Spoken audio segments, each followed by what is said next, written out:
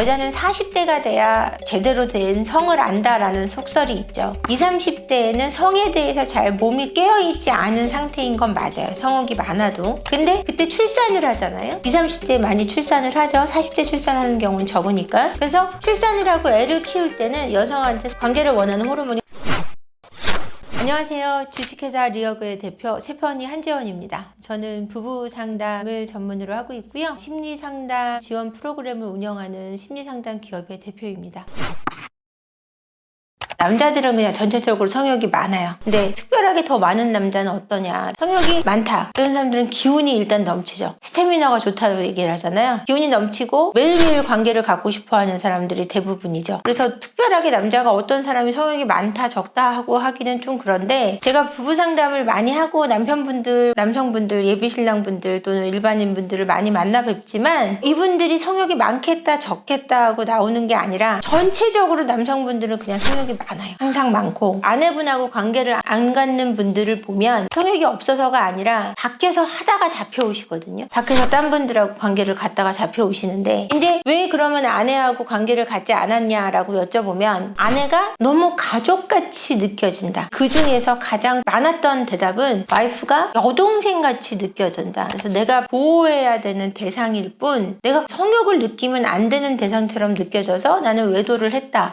뭐 가족들하고 하는 거 아니야. 가족하고 어떻게 해. 가족끼리 그러는 거 아니야. 이런 얘기 농담을 하잖아요. 그렇게 느껴질 때 관계를 안 하려고 하죠. 변명이죠. 그러니까 그런 경우는 또 뭐가 있냐면, 변명도 변명이지만 아내한테 정말 성적인 어떤 자극을 받지 못하시는 거예요. 왜냐면 아내분이 너무 남편한테 의존할 때 이런 일이 생기고요. 지나치게 너무 많이 기대고 정서적으로 막 의지할 때 남편분이 정서적인 부분을 케어하는데 다 뺏겨서 육체적인 어떤 자극을 받지 못하는 경우가 있고요. 또는 남편분들이 너무 야동에 익숙해서, 야동을 보면은 왜 되게 막 울룩불룩한 여성분들이 나오잖아요. 굉장히 그 글래머스한 분들을 많이 보고 과장돼 있는 몸들을 보다 보니까 과장돼 있는 몸이 아니면 성욕이 안 생기는 거예요. 성욕이 어떤 남자는 많냐 적냐라고 생각할 수 있는 것 같진 않고요. 성욕은 전체적으로 많다. 많은 90% 이상의 비율이 성욕이 있다, 심하다라고 보시면 되고요. 어떤 남자가 없냐 아니면 아내하고 덜하냐 이런 거에 대해서만 제가 말씀드릴 수 있는 것 같아요. 그렇진 않은 것 같아요.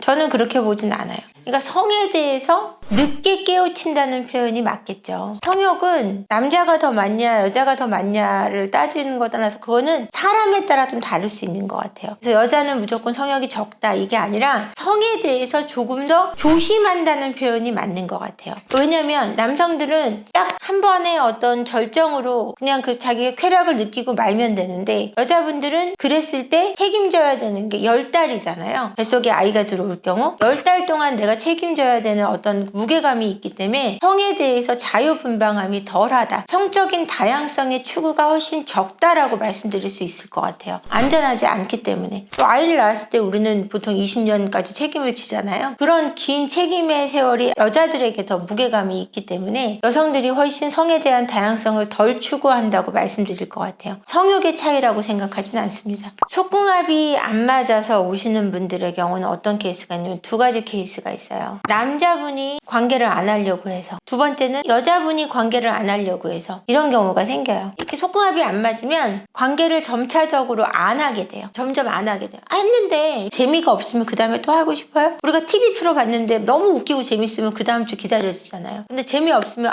딴 거 보자. 재미가 없는 거예요. 그래서 딴 거 보자 이렇게 하듯이, 내가 아내랑 남편이랑 속궁합이 너무 안 맞으면 다른 사람을 생각하게 되거나 아니면 관계를 갖지 않거나 스스로 위로하고 끝나거나 뭐 이런 식의 방식이 돼버리는 거예요. 그래서 어떤 여자분들 같은 경우는 남편이 조루여서 일부러 모임을 나가고 있다, 모임 같은 데 나와가지고 난 남편이 조루라서 이 모임에 나왔다라고 얘기하시는 분도 있어요. 그러니까 그거는 대놓고 바람을 피겠다는 소리죠. 이렇게 되면은 아무래도 외도로 가게 되고, 외도를 하게 되면 그 외도에 의해서 관계가 깨어지고, 관계가 깨어지면 이혼을 하게 되겠죠. 그리고 또 남자분이 너무너무 관계를 거부해서 한 10년 가까이 거부해서 이혼을 한 케이스도 있어요. 이거는 왜 그랬냐 피냐, 어떤 남편분이 딴 데서 바람을 피냐 발견하지 못했어요. 아니라고는 못하죠. 눈치는 채지 못했어요. 근데 남편분이 알코올 중독에 빠져 있는 거죠. 그러니까 성적인 걸 전혀 추구하지 않고 알코올에만 빠져 있는 케이스도 있었고요. 또 남편하고 아내하고 전혀 관계를 갖지 않아서 아내분이 너무 고민해서 찾아오셔서 이제 분석을 해봤더니 그 남편분이 아내가 엄마나 여동생이나 누나처럼 느껴져서 관계를 못하겠다. 이런 케이스들이 제일 많았던 것 같아요. 제가 볼 때는. 그래서 이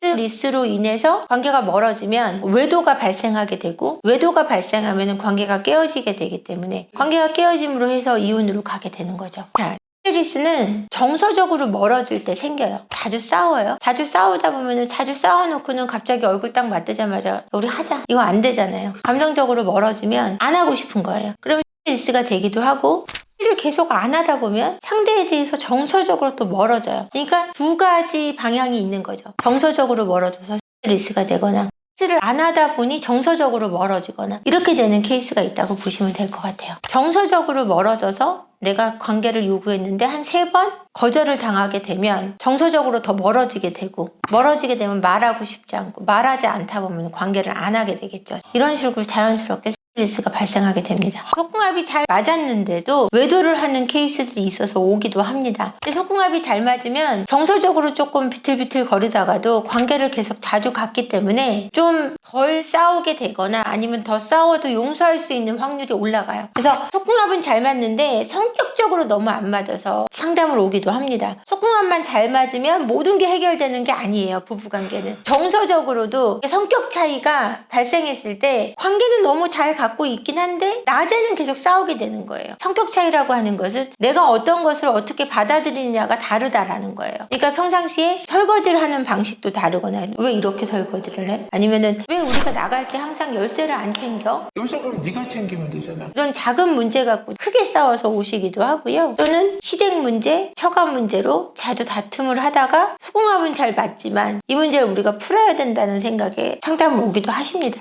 속궁합만 잘 맞는다 해서 모든 게 해결되는 건 아닙니다. 그건 뭐 짐승이나 그렇지 사람의 경우는 그렇지 않을 것 같은데요.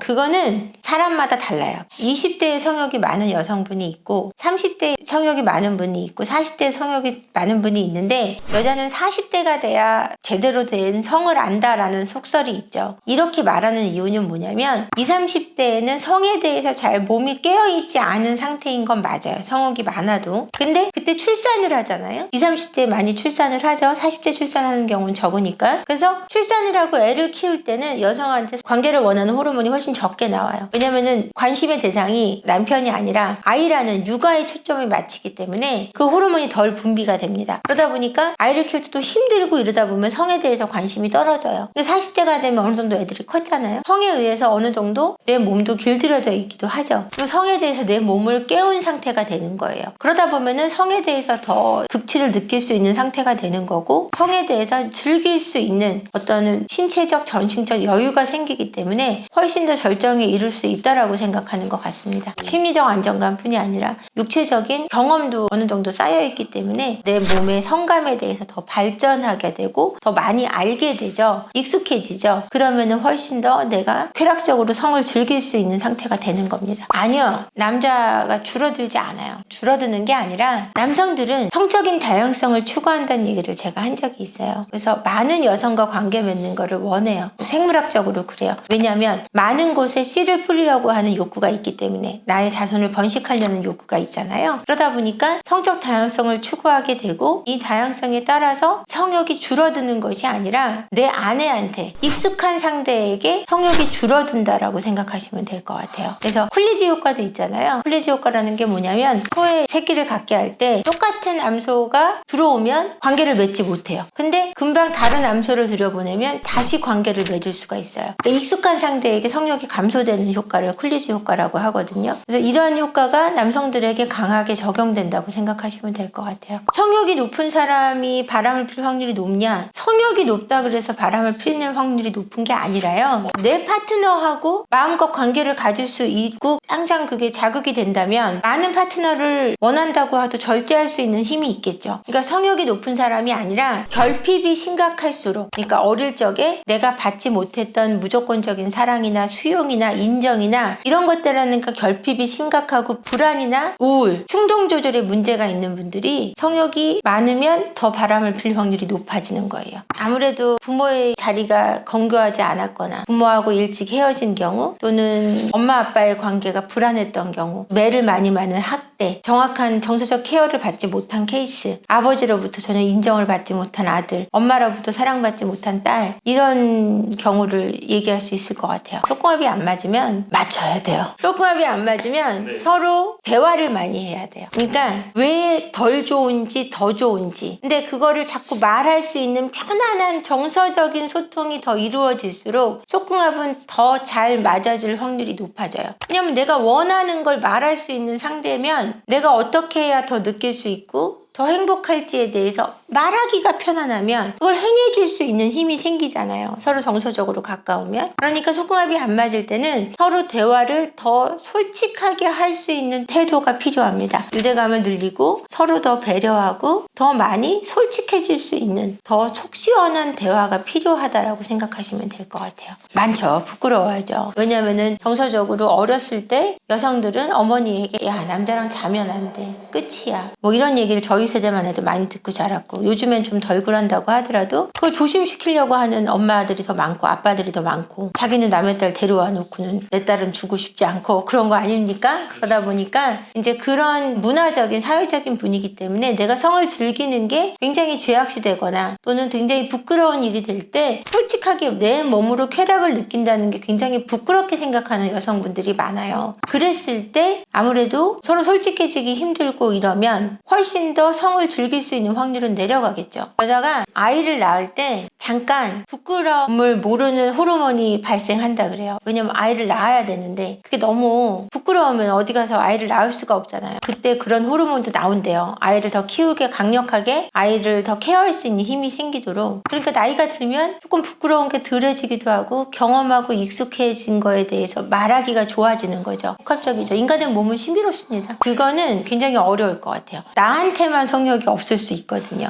그러니까 내가 일깨워줄 문제가 아니죠. 그 사람이 일깨워져야 되기 때문에 뭐 그 사람의 어떤 성감을 더 자세히 알아내면 그 사람의 성욕을 좀 일깨울 수는 있겠죠. 뭐 그 사람이 쑥스러워서 나는 어깨에다 키스를 해주는 게 좋아. 근데 이 말을 하지 못하는 거예요. 그랬는데 어깨를 만져주거나 이렇게 했을 때 여기도 성감된지 아닌지 만져주고 거기를 더 행복하게 해주고 그러면은 더 성욕이 생기겠죠? 이런 솔직한 대화 그리고 솔직한 제스처, 솔직한 뭐 트라이 이런 것들이 굉장히 성욕을 높여주는 데는 도움이 될 것 같아요. 왜 너 나랑 안 하고 싶어 해? 이렇게 따지면 더 하기 싫을 것 같아요. 그게 아니라 몸으로써 일깨워줄 수 있도록 노력하고 그 사람의 성감대를 깨워주고 만져주고 이러면 당연히 성욕이 많아지지 않을까요? 상담은 어떻게 하라고 말을 해주는 게 아니에요. 그 사람이 어떻게 하고 싶은지를 일깨워주는 거기 때문에 솔직해지라고 얘기한 게 아니라 스스로 내가 솔직해져야 하는 건지에 대해서 고민할 수 있도록 해드리죠. 들어준다기보다 함께 동행한다는 표현을 저는 좋아합니다. 그래서 상담은 내담자와 함께하는 동행이에요. 그분이 가는 길이 더 밝아질 수 있도록 더 나아갈 수 있도록 옆에서 동행해드리고 응원해드리는 거라고 생각하면 될 것 같아요. 감사합니다.